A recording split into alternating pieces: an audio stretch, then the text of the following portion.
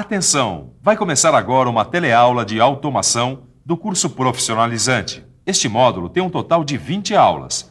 Hoje você vai assistir a teleaula número 7. Bons estudos!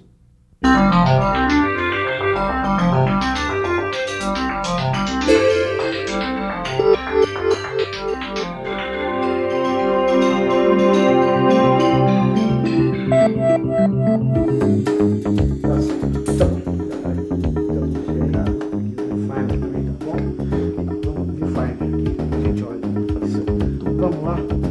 Sem problemas? Acho que não. A gente pode... Tá, precisa começar logo para entregar. Tem distância aí? Tem. Então, vamos lá. Tá pronto? Mano. Então. Vamos lá. Gravando. Aí. Você tá ouvindo esse alarme? Isso é um sensor que a gente colocou para que o alarme fosse ligado quando a gente ligasse a câmera. Você reparou que o Mano disse que nós colocamos um sensor na câmera? Pois é. Sensoriamento é o assunto da nossa teleaula de hoje. Você vai ver o que é um sensor, vai ver como funciona um sistema de controle e vai ver os seus diferentes tipos. E vai perceber também que, mesmo sem se dar conta, você se depara o dia inteiro com sistemas controlados por sensores. Nos carros, nos bancos, nas fábricas e, é claro, no dispositivo que nós criamos aqui no estúdio para avisar que a nossa teleaula está começando.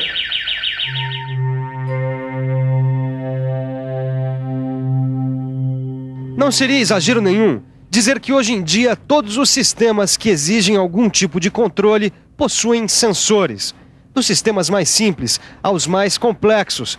Isso porque as informações fornecidas pelos sensores vão permitir que exista o controle do sistema. Nos automóveis, por exemplo, existem sensores nos sistemas que indicam o nível do óleo do cárter, nos sistemas de freios e também nos sistemas que indicam o volume de combustível no tanque, que serve justamente para o motorista saber a hora que a gasolina está acabando.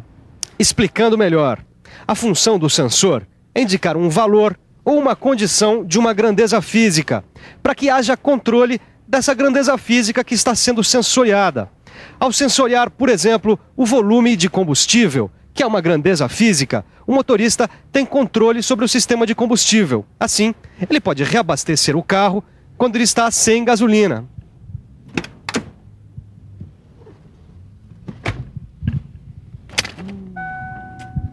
Viu só? Nos carros mais automatizados existem até sensores para indicar que o motorista não está usando o cinto de segurança.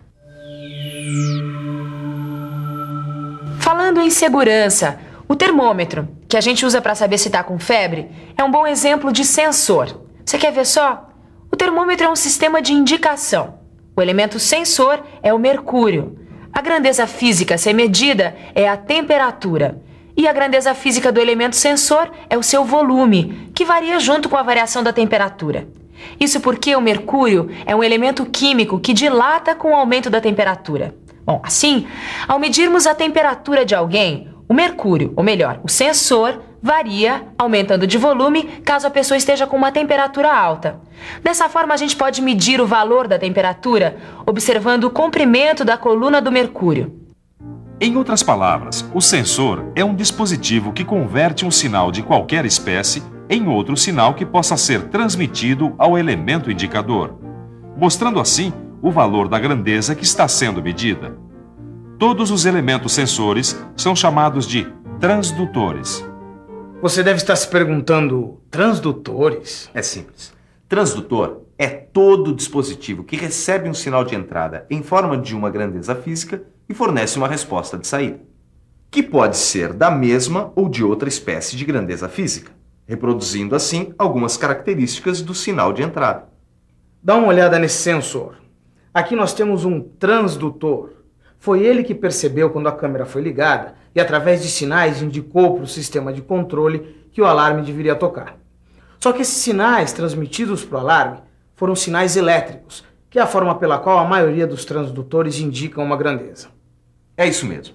A maioria dos sensores são transdutores elétricos, já que eles recebem um sinal de uma grandeza física qualquer e transmitem esse sinal através de um outro tipo de sinal elétrico. E esse sinal elétrico é mostrado através de um medidor. Medidores. Quer ver alguns exemplos? Olha só, nos painéis dos automóveis, dos aviões, dos navios. Através de sinais elétricos, esse ponteirinho do medidor muda de acordo com a variação do volume de combustível no tanque. Agora, que grandezas elétricas será que são usadas nos sistemas de controle? Você conhece muito bem essas grandezas elétricas. Afinal, você já viu isso em outra teleaula. Quer ver só? A tensão elétrica, que é igual à diferença de potencial elétrico entre dois pontos de um circuito elétrico. A corrente elétrica, que é o fluxo de cargas elétricas através de um condutor por unidade de tempo. E a resistência elétrica, que é a grandeza que caracteriza a propriedade de um elemento de circuito de converter energia elétrica em calor, quando percorrido por uma corrente elétrica. A maioria dos medidores e elementos de controle são capazes de ler esses sinais sem qualquer dificuldade.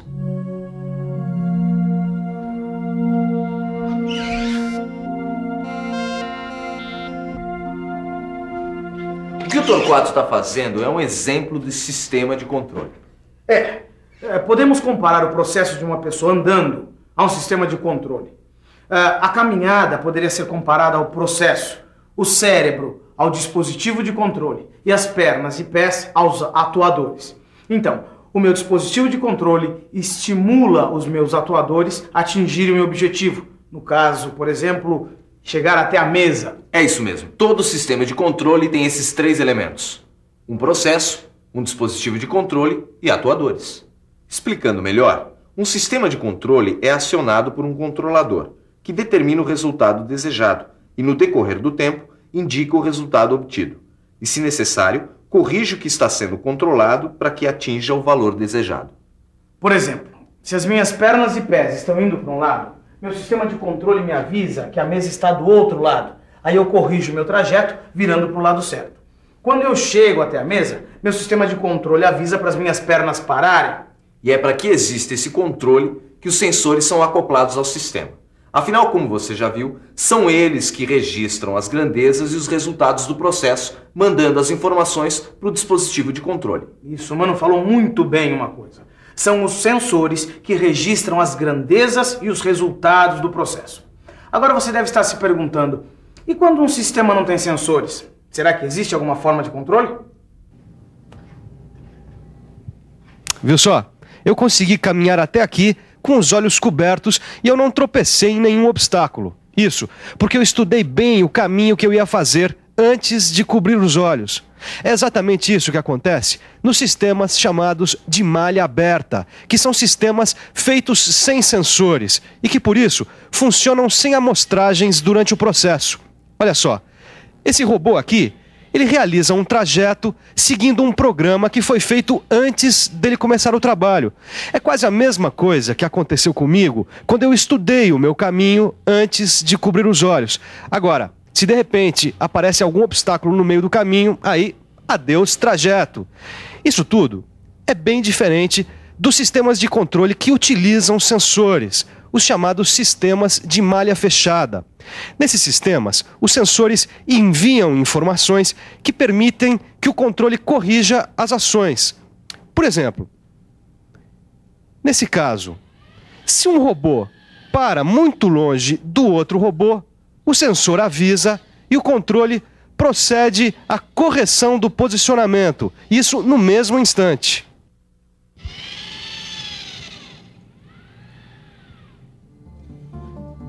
Hoje em dia, cada vez mais são usados sistemas em malha fechada. Afinal, a tendência das indústrias é buscar resultados mais precisos e rápidos. Além disso, com o desenvolvimento tecnológico, os sensores também são mais precisos e eficientes, podendo ser usados nas mais diversas aplicações. Como, por exemplo, em robôs, nas máquinas mais variadas e equipamentos. Tudo isso vem mudando bastante os processos industriais. Até um tempo atrás, o processo de usinagem aqui da fábrica era manual. O operador tinha que controlar todas as operações com o olho. As únicas ajudas que ele tinha eram dos instrumentos de medida.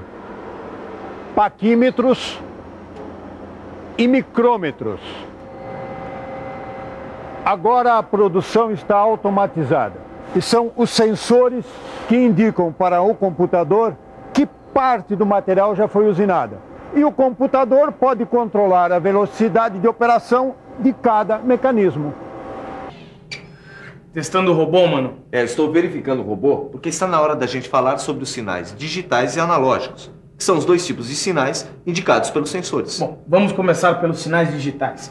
O sistema de alarme é um bom exemplo disso. Quando eu liguei a câmera, esse transdutor recebeu uma informação indicando que alguma coisa tinha acontecido.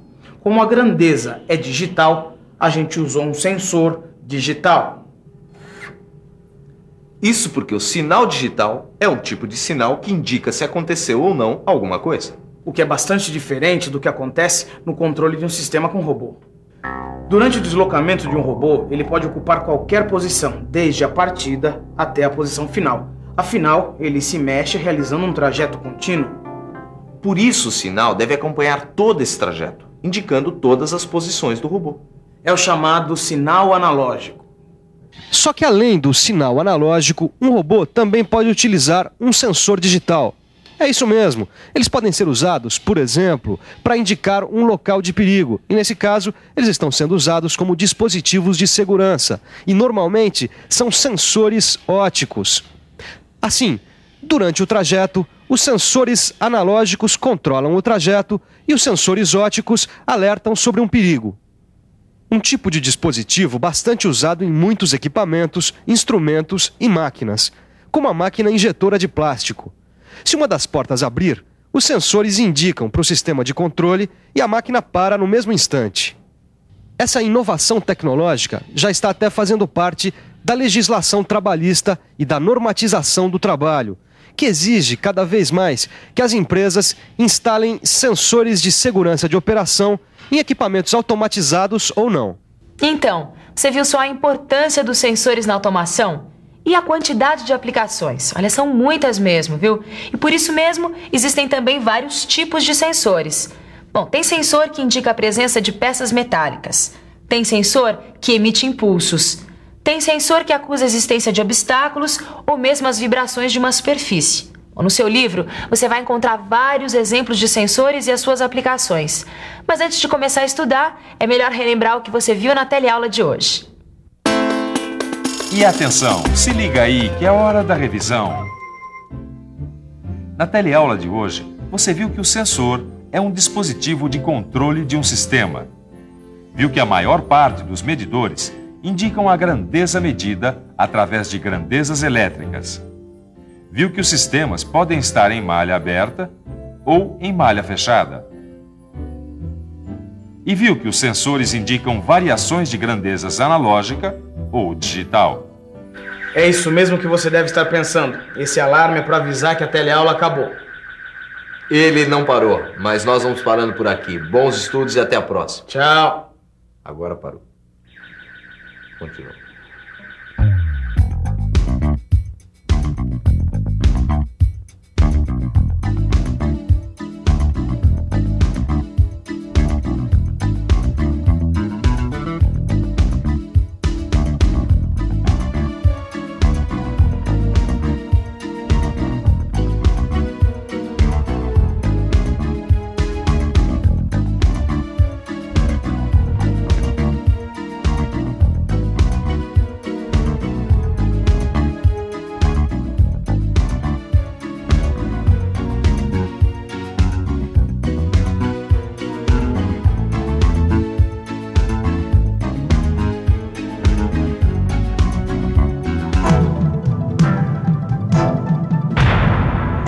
Telecurso 2000, um programa de educação do Sistema Fiesp e da Fundação Roberto Marinho.